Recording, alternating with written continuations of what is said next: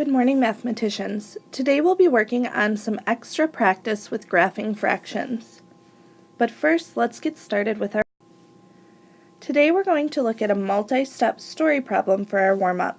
It says, Jamila wants to see all 1,200 paintings in the museum. She saw 616 of them on Monday.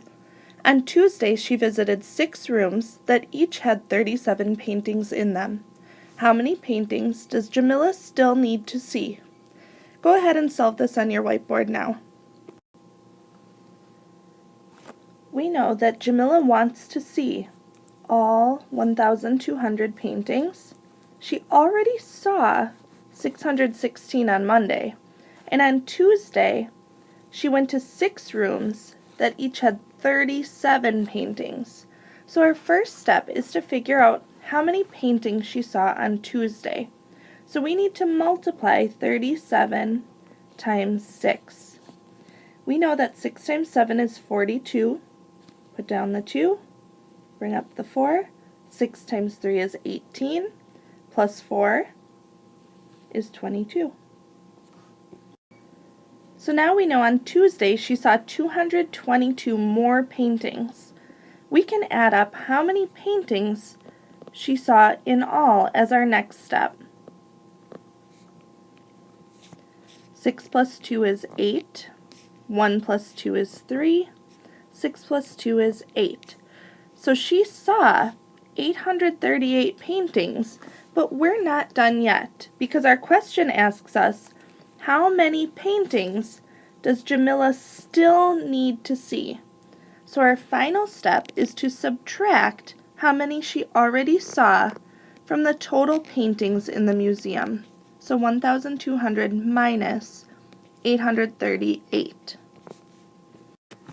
We know we can't do 0 minus 8 or 0 minus 3, so we have to take from the 2, make it a 1, give it to its neighbor, but then take it away from its neighbor, make that a 9, and finally give it to the 1. So now we have 10 minus 8 is 2, 9 minus 3 is 6. We can't do 1 minus 8, so we have to borrow. 11 minus 8 is 3. So our answer is 362 paintings.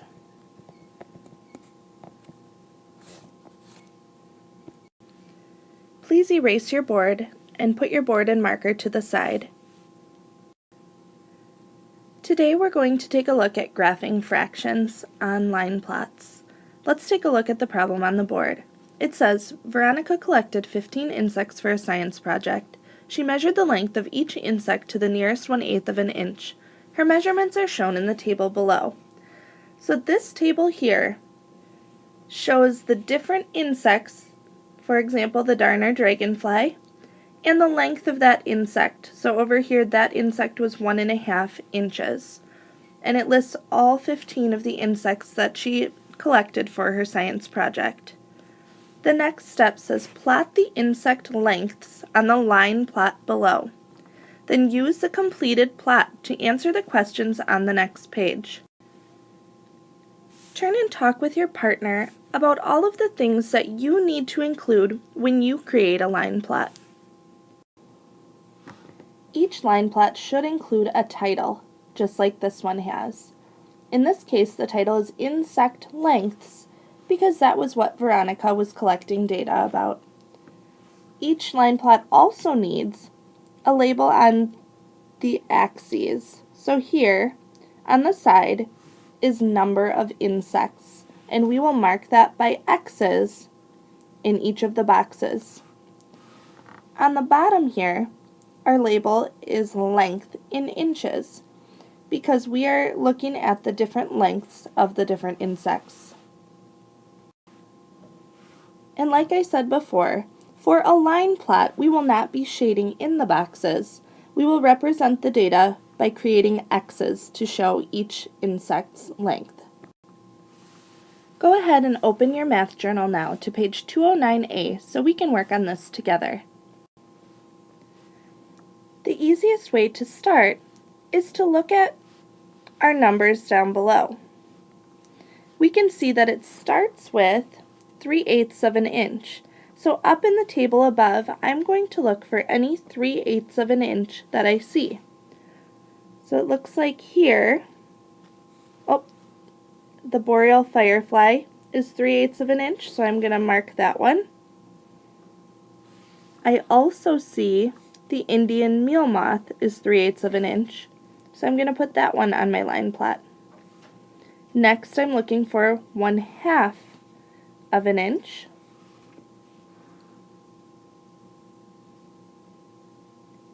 And I don't see any that are 1/2 of an inch, so I'm not going to make any marks by that point. The next spot on my graph is 5/8 of an inch. And I see that the ladybug was 5/8 of an inch, so I'm going to mark that. And also the June beetle. Go ahead and work now to put the rest of the insect's lengths onto the line plot.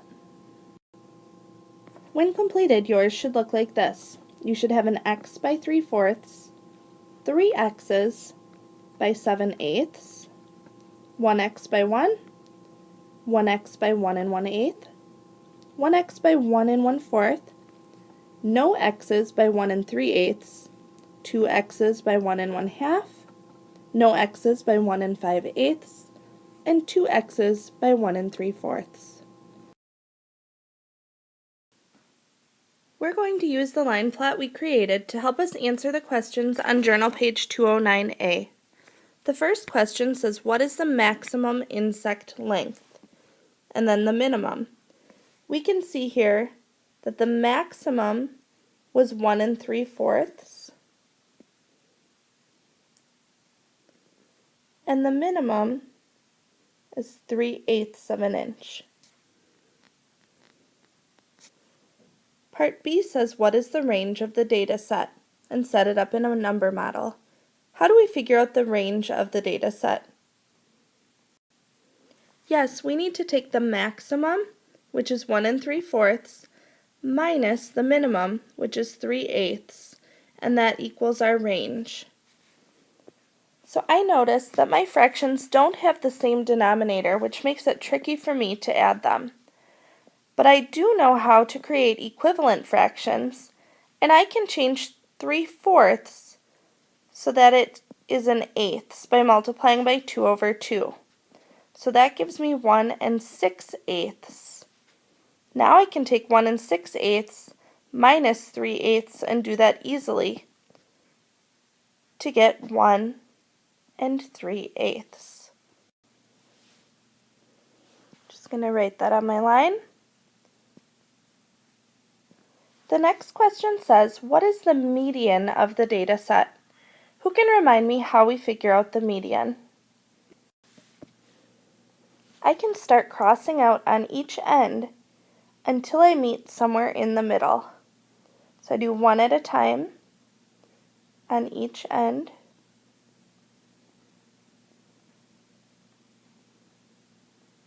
And I find that I have one left here at 7/8 of an inch.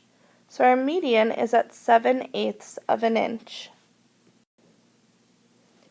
Part B says, how much longer is the median length than the minimum length? Go ahead and set up your number model and solve that now using the data that we have above. We know that our median length is 7/8 of an inch. We just found that. And we have to subtract our minimum length, which is 3/8 of an inch.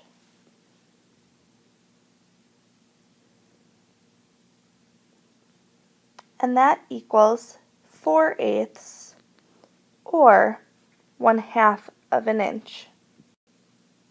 Now again, I need someone to remind me of what is the mode of a data set. Yes, the mode is the number that occurs the most often.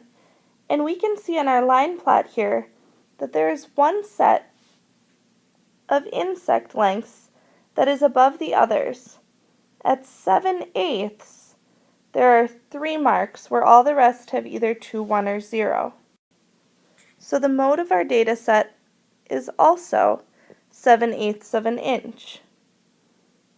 Now it asks how much longer is the maximum length than the mode length.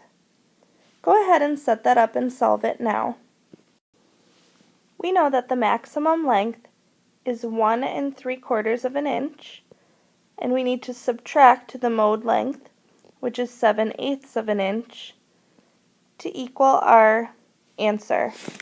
Again, we need to turn that 3/4 into eighths to make it easier, so we're going to multiply by 2/2 to get our 1 6/8. Now we can subtract again. 1 6/8 minus 7/8.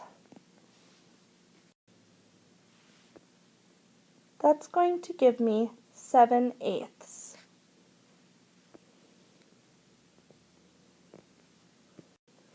Who can read problem number 4? The answer is 1/4 of an inch. Now who can read number 5 for us?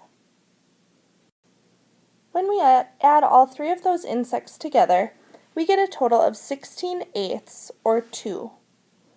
Now who can finally read number 6 for us? When the 2 are added together, that would leave us with 6/8 of an inch. Number 7, make up and solve your own problem about the insect data, can be completed on your own. You're going to finish number 7 on page 209A. Then you'll move on to Math Journal, page 295A and 295B, which is more line plots. Then Math Journal, page 310.